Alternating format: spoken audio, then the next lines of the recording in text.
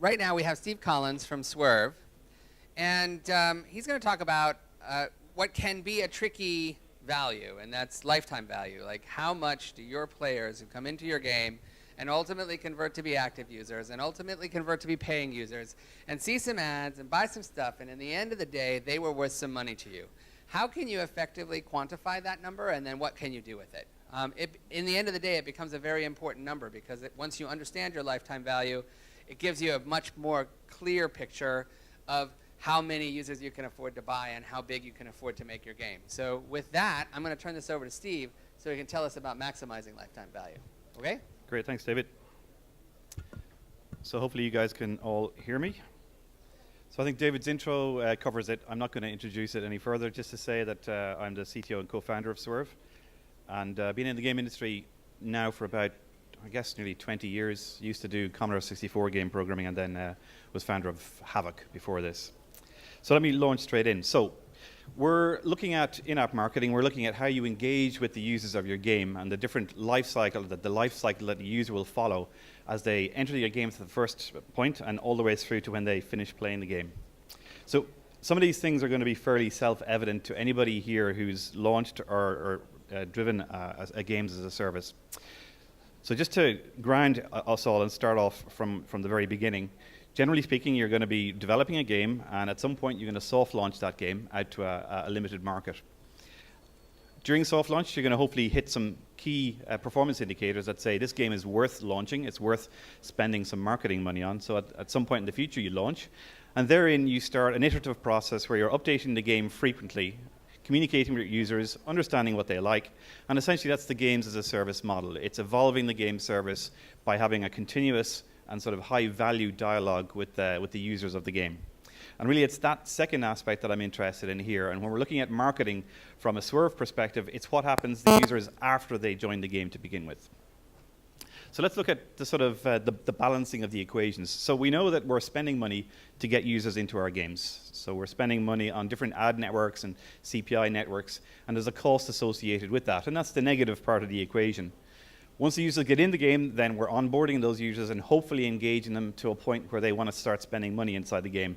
And that's where we start making revenue. And obviously the whole point here is to try and make more revenue than the users are actually costing us in the first place. So we have a very simple formula, right? The return on investment is essentially the lifetime value of the user minus what it costs us to get that user in the first place.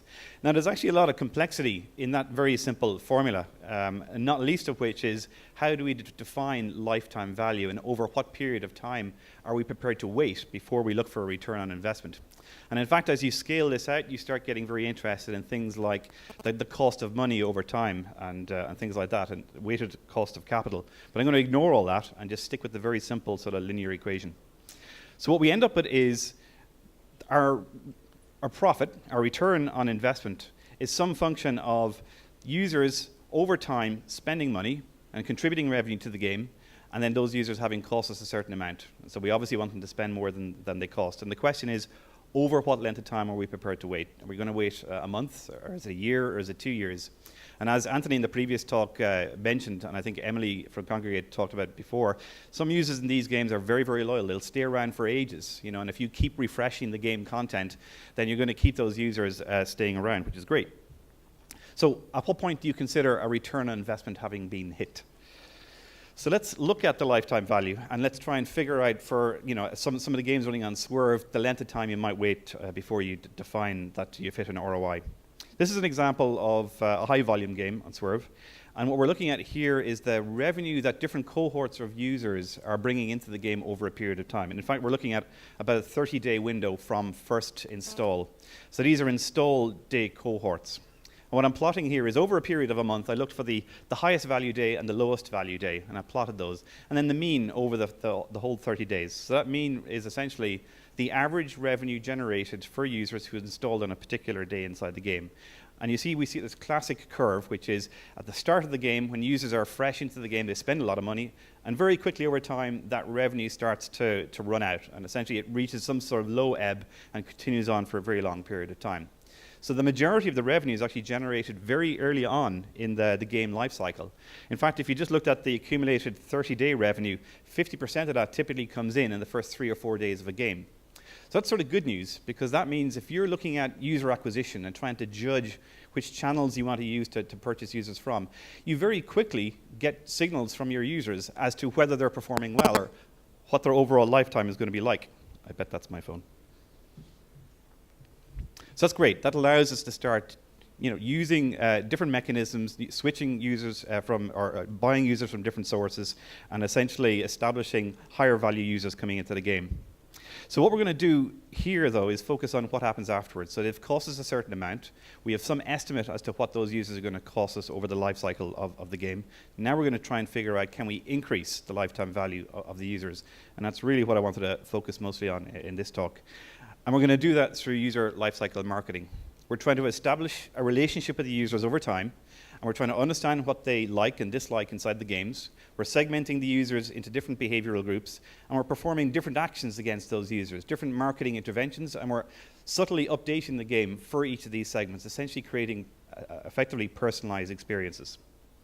So I have sort of 6 tips to try and outline some of the things that we in Swerve help our customers with. And the first of these tips is to test everything, A/B test everything. So Swerve has an A/B testing platform as part of what we do. And what this allows you to do is instill a culture of constant iteration and constant challenging of assumptions inside your company. You use metrics to understand what users are doing. You use an A/B testing platform to run experiments against your users and test anything that you might like to test. And then based on those tests, you take actions. You push out new messages, you change prices, you update levels, you change the economy balancing at different points inside the game. And then you do that sort of virtuous cycle where you're constantly iterating based not only on data, but also the experiments that you're running all the time live against your user bases. So typically in a game running Swerve, there are 10s or 20 or so tests running at any given time, running on different sort of slices of the user base. So the types of things you might want to test for are clearly, pricing and store tests, like the prices of items or the different promotions you might want to run. How you present items in the store, how you manage your currency bundles, for example, the different price tiers that you make available, the different Goldilocks pricing strategies. Layouts, even just when you're running your own in-game messaging, simply changing the layout of some of those messages can have a big impact on the efficacy of the message and how easy it is for a user to interact with that. Content choices, changing content for different segments, trying to find the sweet spots for different users. And finally, things like registration walls. So you often will want to get a user maybe to supply an email address or agree to receive push notifications or maybe sign up to Facebook so that you have an opportunity to have a richer relationship with them. The point in the game that you do that is critical. You want to do that when the user finds most value out of giving up some of their, their personal information. So during soft launch, testing is critical. Generally, you should have a series of KPIs that need to be met before you're going to greenlight a particular game. And the classic ones, for example, are the retention metrics. Now, this changes from game to game and from genre to genre, but classically, you've got the 40% day 1, the 20% day 7, and the 10% day 30 metrics that you're trying to hit. And that would be sort of an average across lots of different types of titles. So during the soft launch, you're iterating, testing to try and achieve those sorts of retention numbers before you start, implementing a big marketing budget. Otherwise, you'll find that users might churn out too quickly. The lifetime value period is too short, and you don't get an opportunity to recoup the investment of user acquisition. During that initial sort of launch phase, you also want to make sure that all the corners are taken off the game.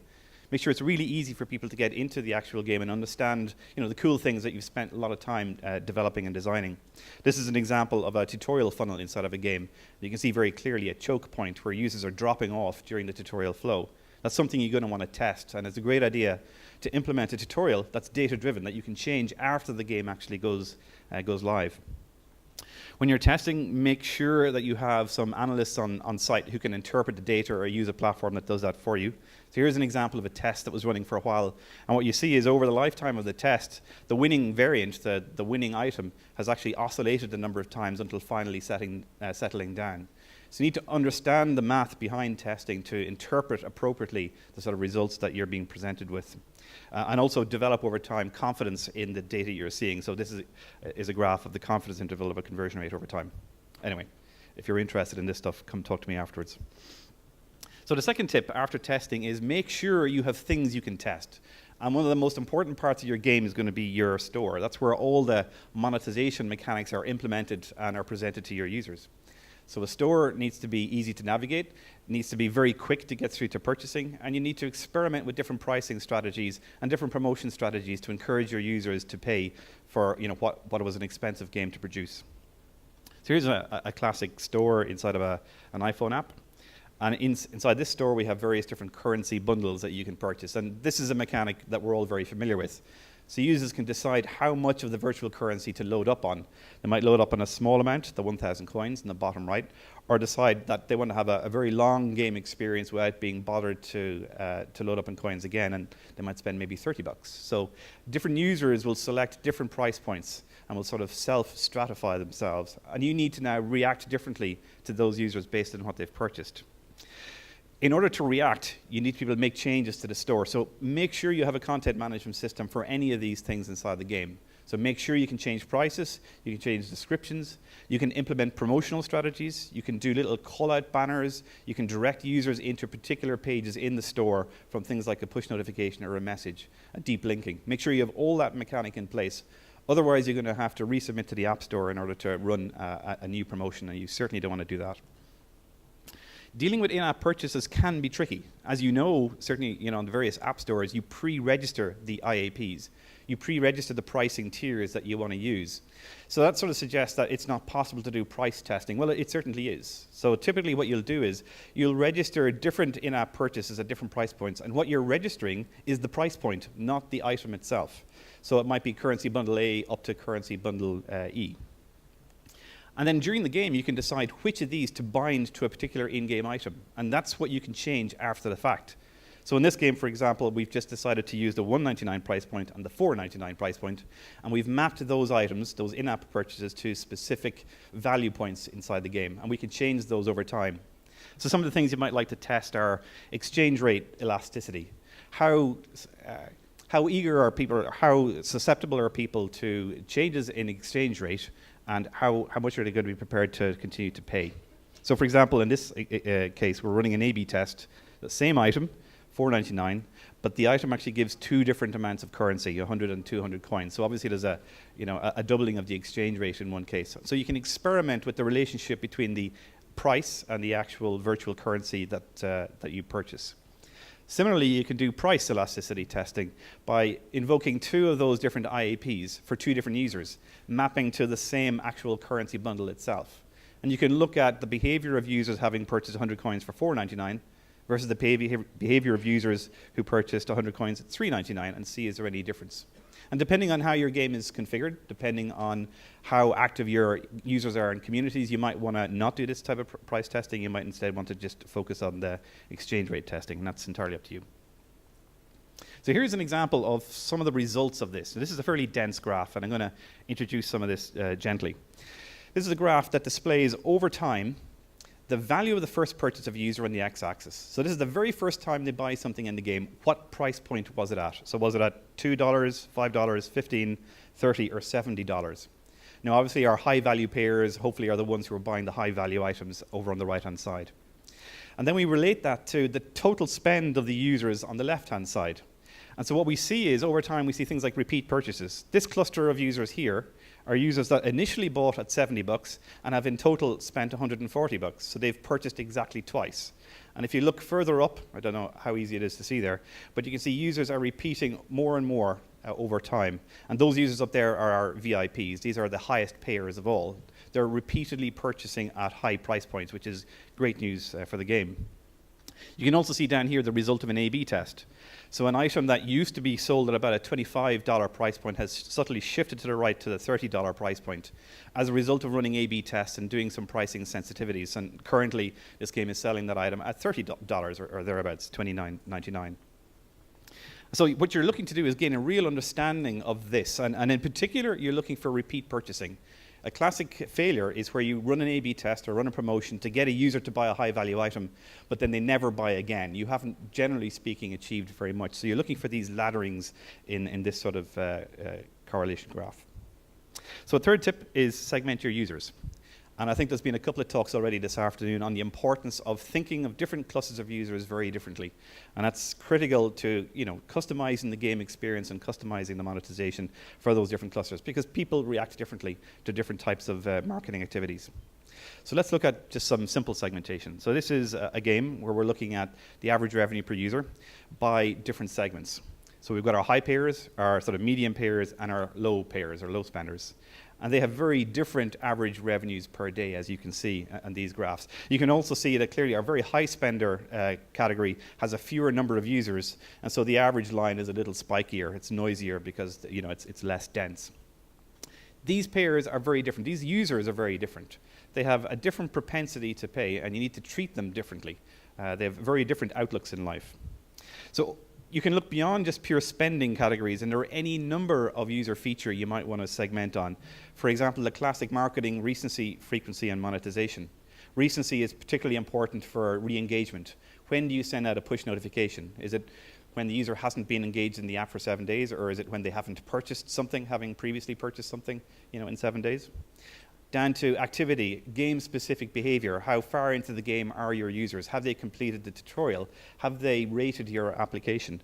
Down to some of the viral mechanics that you might want to measure as well. So each of these represents different behavioral groups that you want to subtly change the game and customize the experience for. And here's one example of the types of customization you might do. Currency bundles are key to monetization, the purchasing of the in-game virtual currency. So here is one game that when a user is a non-spender, they're presented with one set of price options, ranging from $0.99 for 8 gems all the way up to $49.99 for 1,500 gems. So that's typical. As soon as the user spends for the first time, we immediately increment the lowest price point. They've shown a propensity to spend, so they're prepared to pay money. They've already unlocked the credit card, so maybe it's worth actually incrementing the price. And this usually is a good strategy, slowly inflating the value of the in-app purchases over time. Now notice you're not cheating the user. They're getting more actual currency as a result of that increase in price. You're just not giving them the opportunity to go back to a 99-cent purchase. They can only now purchase at $1.99. And similarly, as users then progress further through that payment funnel and become high spenders, these are users who want to do more in your game. They're sort of impatient. They want to spend more in the game, so give them the opportunity to do that. And over on the right-hand side, I know it's small. Slides will be available afterwards. We've incremented the top price point up to, say, $100 from $50. Again, they're getting twice the currency, so it's not unfair, but we're just changing the dynamic of the store for those different users. Another type of users you want to be very careful of are the pirates. So any app in any app store is going to have a whole load of users who are just there. The game is actually to spoof the app or to raise invalid purchases. And this can actually drown out a lot of your data unless you handle it correctly. So here's an example of a game. This is the valid revenue of the game. Here's all revenue of the game. And if you compare the all revenue to the actual valid revenue, you can see the problem. So that second sort of colored graph on the bottom is the real revenue data. And all that other stuff is just pirate behavior. It's not bots, it's just pirates who are just continually spamming the game, repeatedly purchasing and resubmitting invalid receipts. For some reason, Cut the Rope, the receipts from Cut the Rope seem to be the ones we see most frequently in pirate behavior. I don't know why. So we really want to get rid of pirates before you do any testing and before you actually start looking at any of your revenue-based KPIs. Make sure you have clean revenue data to start from. If you're unsure, use a service like App Annie or use ITC, iTunes Connect or the Google Store to let you know a comparison between revenue you see coming in and the revenue that your analytics system is reporting. Fourth tip, manage your economy. This goes without saying, and it's actually very difficult to do, particularly as you start introducing more and more complex economic effects in multiple currencies that have an exchange between them, different price points, different price elasticities. So it gets quite complicated. So at a fundamental level, your game has sources and sinks. Sources are or virtual currency is being injected into the game. Users are purchasing currency or you're gifting currency. And you have your sinks where users are spending currency, and essentially that's where your revenue gets generated. So that's where the demand gets generated. And it's up to you to balance those two. So a classic problem you'll face when you're launching a game and testing in beta or in your soft launch is, how much virtual currency do I give users to begin with? Should I give them 100 coins or 1,000 coins or 10,000 coins? And what impact does that have on user behavior? So here's how you might go about at least describing that problem. So this graph shows the currency balance of a user over time. So we got the currency owned and the time on the x-axis. And during that sort of initial trial period, they're spending, and their currency balance is shifting down closer to zero. At some point, it hits zero, and that's the point when you want them to actually purchase their first currency bundle. So you've turned that user into a converted user. Now, clearly only 5% or less will actually do that, but that's where your monetization kicks in. How do you fine-tune and optimize that? If you sink the currency too quickly, if things are too expensive too early on in the game, then your gamers are going to get very frustrated. They're not getting far enough into the game, they feel cheated, and they'll just churn out. Similarly, if you let the currency drain too slowly, you're introducing this huge latency, this enormous delay before your users convert to begin with. And so that's delaying your revenue and essentially lengthening out the lifetime over which you need to accrue your return on investment. So that's not good either. So it's some balance between those two. Similarly, if you gift users just more currency, then it also clearly takes longer for them to hit that point where they want to convert. And it might be that those users now have enough currency to actually play most of the game and are no longer interested in purchasing anything. And finally, if you don't give the users enough currency to begin with, same problem, they might churn out. So you've got these sort of two axes of the rate of currency sink and the amount of initial currency that you provide. They're things that should be tested. And ultimately, you want to find that sweet spot that maximizes lifetime value, maximizes the rate at which users are staying in the game and purchasing. So in this case, you might look at a test based on the rate at which users are purchasing and vary the sink rate and vary the initial currency gift. You really want to figure out what items are driving your revenue, what items are actually sinking the various different currencies. So make sure you have some way of reporting on that by segment. And you also want to check where in the game are people starting to initial purchase. So this is a graph over time to show the level at which users purchase to begin with. And you can see it's heavily skewed to the left, which is what you want. And it's, there are users who are playing all the way through the game and only purchasing right at the end for whatever reason, which is sort of unusual, grinding behavior and eventually converting. You also want to look at the number of days before the users first purchase. How long is that initial purchase taking? How long are the users playing before they buy? And crucially, how long is it taking them to churn back out of the game? When are they leaving? Are there particular levels where users are finding that they're no longer interested and are disengaging? So all these things together give you some view of what's happening. And sometimes your game is going to have unexpected choke points. So this example is showing the level the user is at along the x-axis. And the y-axis is the number of sessions the user plays at that particular level. And there are two choke points that this game experienced, and you can probably see them. The first one is right there, which is around about level 7 or 8. Users hit level 7 or 8, and then they stay there and play more and more and more sessions and group up, and don't make it through until level 9 or 10 or whatever the next one is. So there's some mechanic there that's either on purpose. In this case, it wasn't. There was a broken mechanic in the game, and people weren't spilling over into the next level. And the second one is clearly the game has run out of content. We have users here who have played all the way through, and then they're churning around, sitting on that very last level. These are users who probably could do with an extra level or two to play. So watch out for these progressions and look for choke points. Of course, in your game loops, your core loops, you're going to want to implement choke points to encourage people to play.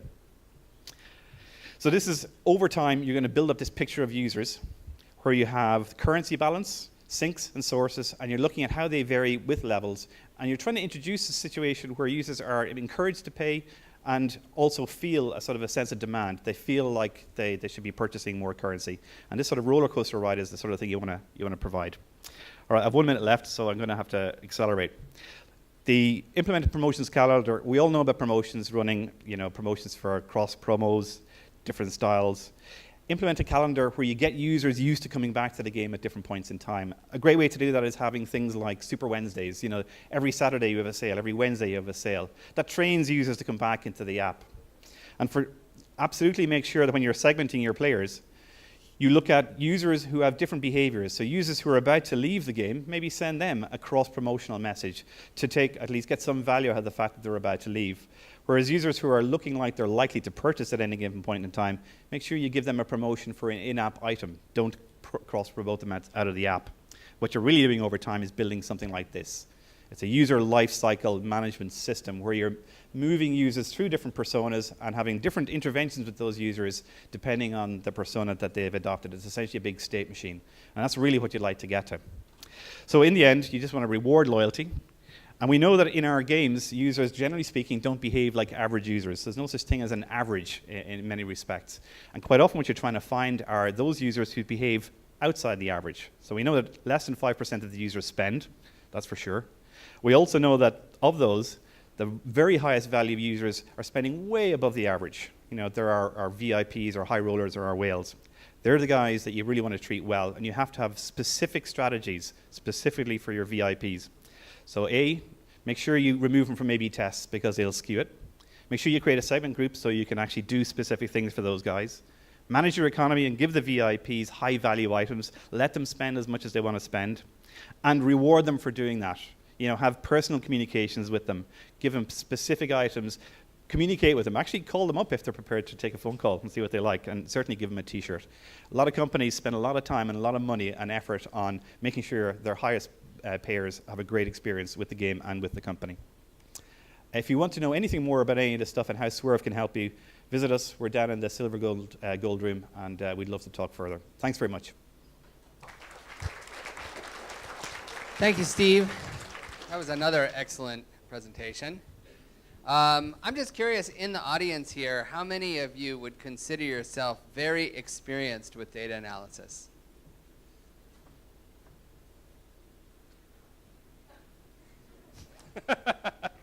I was just wondering if anybody was going to raise their hand when I did, that's all. Yeah, that's it's an interesting, there's one person over here. Oh yeah, and there was a guy over there as well. Well, my recommendation to you is you start to get really familiar with it. I started learning SQL last year and have been a very happy person since then. Any questions for Steve? Sounds like you melted their brains. No, that's been happening a lot. Late. Actually, it's late. yeah, we had a late night last night. We should have actually there, scheduled your presentation for like yesterday morning. Yeah. Yeah. From your experience, how many people you need per game to work on that kind of optimization on the analytical point of view? I mean, how many can one person stand? How many games?